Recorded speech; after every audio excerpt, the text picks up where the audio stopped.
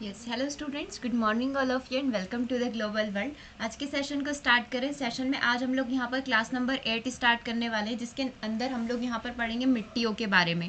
मध्य प्रदेश की प्रमुख मिट्टी क्या क्या है, कौन सी वनस्पति वहाँ पर उगाई जाती है, कौन सी फसल का पैदावार सबसे अधिक होती है, किस प्रकार की मिट्टी में, वही सारी चीज़ें आज के सेशन में डिस्कस करने वाले हैं। सो जितने भी स्टूडेंट चैनल पर न्यू हैं, चैनल को सब्सक्राइब कर लीजिए ताकि इसी तरीके से वीडियोज़ के नोटिफिकेशन आपको मिलते रहें। और जैसे कि इससे पहले 7 क्लासेस हम लोग कंप्लीट कर चुके थे। क्लास 7 में हम लोगों ने ग्रामीण अर्थव्यवस्था को स्टार्ट किया था, जिसमें कृषि को हमने स्टार्ट किया था और प्रमुख फसल के बारे में डिस्कस किया था। ठीक है, तो उसी सीरीज़ को आज हम लोग यहाँ पर क्लास नंबर 8 में स्टार्ट करने वाले हैं। सो जितने भी स्टूडेंट टेस्ट सीरीज़ यहाँ पर बाय करना चाहते हैं, परीक्षा ऐप के द्वारा जो प्रोवाइड की जा रही है, ठीक है, एमपी पटवारी के लिए टेस्ट सीरीज परीक्षा ऐप यहाँ पर प्रोवाइड करवा रहा है, जिसमें आपको 15 फुल लेंथ टेस्ट प्रोवाइड किए जाएंगे। यदि आप ये कूपन कोड यूज़ करते हैं जो कि है ग्लोबल 50, तो इस पर आपको 50% का ऑफ दिया जाएगा। वीडियो के डिस्क्रिप्शन में इसका लिंक रखा हुआ है, वहाँ से जाकर आप इसको पूरा चेक कर सकते हैं। ओके, चलिए स्टार्ट करते हैं सेशन को। इसकी सारी पीडीएफ, सारे नोट्स आपको ऐप पर अवेलेबल हो जाएंगे, वेबसाइट पर भी मिल जाएंगे, वहाँ से भी आप इसकी डेली प्रैक्टिस कर सकते हैं। ठीक है, सबसे पहले कुछ फैक्ट हम लोग यहाँ पर पढ़ लेते हैं मिट्टी के बारे में, उसके बाद कितनी मिट्टियों के प्रकार होते हैं वो सारा डिस्कस कर लेंगे। ठीक है, धरातल की ऊपरी परत जो पेड़ पौधों के उगने के लिए और बढ़ने के लिए आवश्यक तत्वों को प्रदान करती है, मिट्टी कहलाएगी। ठीक है, मिट्टी कहाँ से प्राप्त होती है? चट्टान से तथा जीवांश के मिश्रण से बनती है, जीव जंतुओं के बचे अवशेष से। अब यदि स्पेसिफिक मिट्टी की बात करें तो काली मिट्टी जो है, इसकी जल धारण क्षमता जो है काफ़ी अच्छी होती है ना, इसकी जल धारण क्षमता सर्वाधिक होती है। मध्य प्रदेश के सर्वाधिक भूभाग पर आपको काली मिट्टी देखने को मिलेगी। मध्य प्रदेश में अधिकता से कौन सी मिट्टी पाई जाती है? काली मिट्टी। ठीक है, काली मिट्टी के तहत सर्वाधिक क्षेत्र जो है साधारण काली मिट्टी का ही है ना। ओके, वही पॉइंट हो गया ये। काली मिट्टी का काला रंग जो है किसके कारण होता है? लोहे की अधिकता के कारण होता है। जलोढ़ मिट्टी की प्रकृति उदासीन होती है। यदि हम लोग पीएच मान की बात करें तो उसका 7 रहेगा, जो गन्ने की खेती के लिए काफ़ी ज़्यादा उपयुक्त रहता है। ठीक है, सर्वाधिक उपजाऊ मिट्टी कौन सी मिट्टी मानी जाती है? जलोढ़ मिट्टी मानी जाती है। मध्य प्रदेश में मुख्यतः 5 प्रकार की मिट्टी पाई जाती है, उनके बारे में अभी हम लोग नेक्स्ट स्लाइड के अंदर डिस्कस कर लेंगे। और जलोढ़ मिट्टी जो है ये परतों के रूप में पाई जाती है। अभी सारी ही प्रकार की मिट्टी को हम लोग 1 बाय 1 करके डिस्कस कर लेंगे। ये जस्ट एक ओवरव्यू था कि ये सारी चीज़ें आपको इनके अंदर पढ़नी है। ओके, चलिए सबसे पहले काली मिट्टी की बात करें तो लोहा और चूना इसके अंदर पाया जाता है। फास्फेट, जैव पदार्थ और नाइट्रोजन जो है इसके अंदर कम मात्रा में पाए जाते हैं, मतलब ये सारे पोषक तत्व तो आपको बाहर से डालने पड़ेंगे। इसका निर्माण जो है किससे होता है? ज्वालामुखी के निकले लावा के जमने से होता है। अब इसकी प्रकृति कैसी होती है? क्षारीय प्रकृति होती है। क्षारीय मतलब पीएच जो वैल्यू होगी 7 से ज़्यादा होगी। अम्लीय होता है तो 7 से कम होती है। और पीएच वैल्यू यदि 7 से अधिक है, मतलब कि उसकी प्रकृति कैसी होगी? क्षारीय होगी, यानी कि इसका जो पीएच मान है 7.5 से 8.5 तक हो सकता है। ये कपास के लिए सर्वाधिक उपयुक्त मानी जाती है। गेहूं और सोयाबीन के लिए भी ये मिट्टी काफ़ी ज़्यादा उपयुक्त है। तो आपने देखा मध्य प्रदेश में गेहूं और सोयाबीन जो अधिकता से उगाए जाते हैं, है ना। सोयाबीन क्षेत्र भी बोला जाता है मध्य प्रदेश को। यह मिट्टी सबसे अधिक, मतलब 47% क्षेत्र की यदि बात करें तो 47% क्षेत्र में आपको काली मिट्टी देखने को मिलेगी, जो मुख्यतः मालवा के पठार, नर्मदा, सोन घाटी और सतपुड़ा मेकल श्रेणी जो है, इनके अंदर ये मिट्टी आपको देखने को मिल सकती है। तो ये किसके बारे में बात हो गई? काली मिट्टी के बारे में बात हो गई। ठीक है, अब इसके जो प्रकार है उसके बारे में हम लोग देख लेते हैं। काली मिट्टी 3 प्रकार की होती है। तो गहरी काली मिट्टी होती है, साधारण काली मिट्टी होती है और एक छिछली होती है।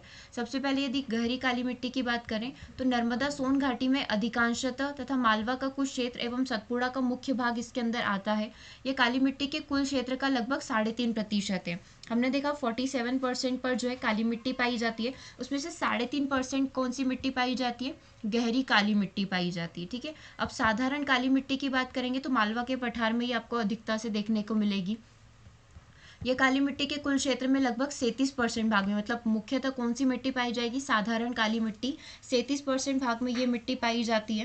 ठीक है, जो प्रदेश के लगभग 400 एकड़ जो भूभाग है, 400 लाख एकड़ भूभाग जो है उसको यहाँ पर कवर करती है। इसमें सिंचाई की आवश्यकता आपको ज़्यादा नहीं पड़ती, इसमें ज़्यादा सिंचाई आपको नहीं करनी पड़ती, क्योंकि हम सभी को पता है कि काली मिट्टी जो है लंबे समय तक नमी को बरकरार रखती है। ठीक है, अब छिछली काली मिट्टी की बात करेंगे तो ये कहाँ पर पाई जाती है? इसका क्षेत्र सतपुड़ा मेकाल श्रेणी, बैतूल, छिंदवाड़ा, सिवनी वाला भाग जो है वहाँ पर छिछली काली मिट्टी पाई जाएगी।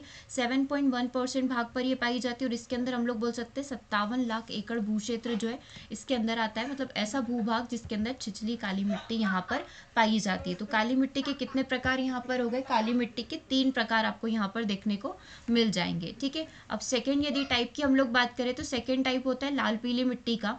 अब लाल पीली मिट्टी की क्या खासियत है, फेरिक ऑक्साइड के जल अपघटन से पीला रंग यहाँ पर हो जाता है। इस मिट्टी का रंग किसकी वजह से पाया जाता है, फेरिक ऑक्साइड जो है FAO जो है इसकी वजह से क्या होता है, इसका रंग पीला हो जाता है। इसमें जो जल अपघटन होता है उसकी वजह से इसका रंग पीला हो जाता है, तथा लाल रंग जो है लोहे के ऑक्सीकरण के कारण यहाँ पर हो जाता है। जब लोहे का ऑक्सीडेशन होता है तो उस प्रोसेस के कारण जो इसका रंग जो है लाल यहाँ पर हो जाता है। इसमें चूने की मात्रा अधिक होती है, लेकिन जैव पदार्थ जो होते हैं, जो उर्वरक होते हैं, उनकी मात्रा यहाँ पर काफ़ी कम होती है। प्रकृति में इसकी वैल्यू जो है 5.5 से 8.5 होती है, मतलब ये अम्लीय से क्षारीय होती है, ठीक है, जिससे अम्लीय से क्षारीय होती है, जो कि चावल के लिए काफ़ी ज़्यादा उपयुक्त मानी जाती है। इसका pH वैल्यू 5.5 से 8.5 तक होता है, ठीक है, तो इसको बेसिक भी बोल सकते हैं और एसिडिक भी बोल सकते हैं। ये मध्य प्रदेश के संपूर्ण पूर्वी भाग जो है, हम लोग ये मान सकते हैं संपूर्ण पूर्वी भाग जो बघेलखंड के अंदर ये पाई जाती है, जिसमें आपका मंडला, बालाघाट और शहडोल आ जाएंगे। संपूर्ण मृदा का 37% भाग जो है आपका लाल पीली मिट्टी होता है ना, और गोंडवाना शेल समूह जो है इसी मिट्टी से निर्मित है, ठीक है। तो ये सारी बात किसके बारे में हो गई, लाल पीली मिट्टी के बारे में यहाँ पर हो गई। उसके बाद नेक्स्ट यदि हम लोग बात करें जलोढ़ मिट्टी की, सर्वाधिक उपजाऊ मिट्टी इसको यहाँ पर माना जाता है। इसका निर्माण नदियों द्वारा बहाई कर लाई गई कछारों से होता है। नदियों के द्वारा जो बहाकर लाया जाता है उसी से इस मिट्टी का निर्माण होता है। इसका क्षेत्र कौन कौन सा है, मध्य भारत जो है पूरा, यदि हम लोग यहाँ पर डायरेक्शन लेकर चले तो पूरा मध्य भारत जो है इसमें कवर हो जाएगा। इसमें आपका भिंड आ गया, मुरैना आ गया, श्योपुर आ गया, ग्वालियर आ गया, शिवपुरी जिले आ जाते हैं। इसकी जो प्रकृति होती है उदासीन होती है, ना अम्लीय ना क्षारीय, ठीक है। अच्छा, इसमें एक चीज़ और आप करेंगे कि आज से ही आप स्टार्ट करिए कि आप MP का पूरा मैप लेकर आइए, और कौन सा जिला कहाँ पर स्थित है, कौन सी दिशा में स्थित है, उत्तर दिशा हो गया, पश्चिम दिशा हो गया, वो आज से ही आप थोड़ा थोड़ा देखना स्टार्ट करिए, ताकि जब भी हम किसी भी जिले के बारे में बात करते हैं तो एकदम से आपको पूरी लोकेशन क्लियर हो जाए कि हाँ ये उत्तर में स्थित है, ये यहाँ पर स्थित है, इस तरीके से, ठीक है। बाकी हम लोग जो है और इसको मैप के थ्रू भी कवर करेंगे सारी चीज़ों को, हर एक चीज़ का, लाइक मिट्टी का हो गया, नदियों का हो गया, है ना, किसी भी प्रकार का हो गया, उसका मैप तो हम लोग डिस्कस करेंगे, बट थोड़ा आपको एक आइडिया हो जाएगा शुरुआत से। देखो, गन्ने के लिए उपयुक्त है और गेहूं और कपास के लिए भी ये मिट्टी अच्छी मानी जाती है। यह मिट्टी प्रदेश के लगभग 30 लाख एकड़ भूभाग पर फैली हुई है। जो कुल मिट्टी का कितना प्रतिशत होगा, हम लोग बोल सकते हैं 3% यहाँ पर रहेगा, ठीक है। तो 3% जो है जलोढ़ मिट्टी का यहाँ पर रहेगा। ओके, सबसे ज़्यादा कौन सी थी, 47 हम लोगों ने देखा था, काली मिट्टी थी। उसके बाद हमने देखा लाल पीली मिट्टी के बारे में 37% भाग। उसके बाद जलोढ़ मिट्टी जो होगी आपकी 3% भूभाग पर पाई जाती है, ठीक है। 4th नंबर के पॉइंट की बात करें, 4th नंबर का जो पॉइंट है मिश्रित मिट्टी, मतलब इसमें सभी का मिक्सचर आपको मिल सकता है। लाल हो गया, पीली मिट्टी हो गया, काली मिट्टी का ये सम्मिश्रण यहाँ पर रहता है।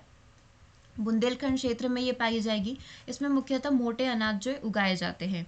अब इस मिट्टी में नाइट्रोजन, फास्फेट एवं कार्बनिक पदार्थों की अल्पता पाई जाती है, मतलब ये सारे पदार्थ जो है कम मात्रा में पाए जाते हैं, मतलब इनको बाहर से, पोषक पदार्थों को बाहर से डालने की जरूरत होगी। वो ये आप करेंगे, NPK जो खाद है वो यहाँ पर लाकर इसमें डाल देंगे, ठीक है। नेक्स्ट पॉइंट, कछारी मिट्टी की यदि हम लोग बात करें तो बाढ़ के दौरान नदियों द्वारा अपने अफवाह क्षेत्र में बिछाई गई मिट्टी, जो मान लो बाढ़ आ जाती है तो बहुत सारा, हम लोग बोलते हैं ना, गाद वगैरह एक स्थान से दूसरे स्थान पर जमा हो जाता है, तो वो जो मिट्टी होती है उससे जो बनती है वो कछारी मिट्टी यहाँ पर कहलाएगी। इसका विस्तार, मतलब ये कहाँ कहाँ पर, कौन कौन से क्षेत्र में आपको मिलेगी, तो भिंड, मुरैना, श्योपुर, ग्वालियर आदि जिलों में पाई जाती है। इसमें गेहूं, गन्ना, कपास आदि फसलें मुख्यतः रूप से उगती है। अब यदि हम लोग बात करें लैटेराइट मिट्टी की, ठीक है, थोड़ा सा लैटेराइट मिट्टी को डिस्कस कर लें। यह चट्टानी अपर्दन से निर्मित होती है ना, चट्टानों के अपर्दन से ये निर्मित होगी। यह कृषि के लिए अनुकूल नहीं होती। और मध्य प्रदेश के छिंदवाड़ा और बालाघाट में आपको कौन सी मिट्टी देखने को मिल सकती है, लैटेराइट मिट्टी देखने को मिल सकती है, ठीक है। तो इन दोनों मिट्टी के बारे में आप ध्यान रखेंगे। कछारी मिट्टी कहाँ कहाँ पर, भिंड, मुरैना, श्योपुर, ग्वालियर आदि में मिलेगी। गेहूं, गन्ना, कपास आप फसल यहाँ पर उगा सकते हो। और लैटेराइट में जो है चट्टानों के अपर्दन से ये बनी है, चट्टानों के कटाव से ये बनी है, कृषि के लिए इतनी ज़्यादा उपयोगी ये साबित नहीं होती है, ठीक है। तो ये मिट्टी के प्रमुख प्रकार हो गए। शॉर्ट पॉइंट हम लोग यहाँ पर देख लेते हैं। देखो, मध्य प्रदेश में मृदा अपरदन जो है कृषि भूमि के लिए सबसे बड़ी समस्या किसको माना जाता है, मृदा अपरदन को माना जाता है। सर्वाधिक मृदा अपरदन जो है कहाँ पर देखने को मिलता है, चंबल नदी के द्वारा जो सर्वाधिक मृदा अपरदन यहाँ पर होता है।